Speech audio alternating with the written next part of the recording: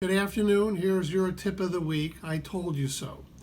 This is an important tip. We do not want anybody dropping dead from a heart attack or from sudden cardiac death.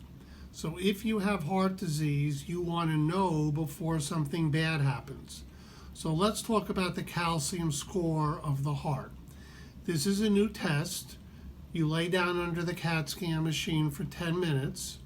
There's no injections, no needles. And it tells you if there's any plaque in your arteries. You will get a score from 0 to 1,000.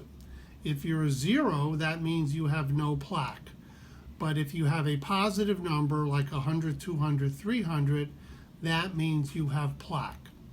Now, a stress test is a good test, but a stress test will only tell you if you have a bad blockage in one of your arteries. So if you have an 80 or 90% blockage, a stress test can pick it up. But if you have 10, 20, 30, 40, 50% blockage, a stress test will not tell us.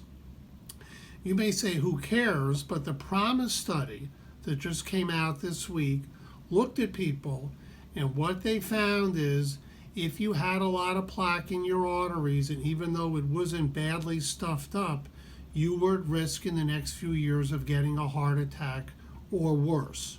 So, get a stress test to make sure you don't have a bad blockage, but also get a calcium score. If your stress test is good and your calcium score is 0, forget about it. You don't have to worry about heart disease. But if you're over 40, if you smoke, if you have high blood pressure, diabetes, cholesterol, or heart disease in the family, don't be satisfied with a good stress test. Because if you have a high calcium score, you're still at significant risk the next few years.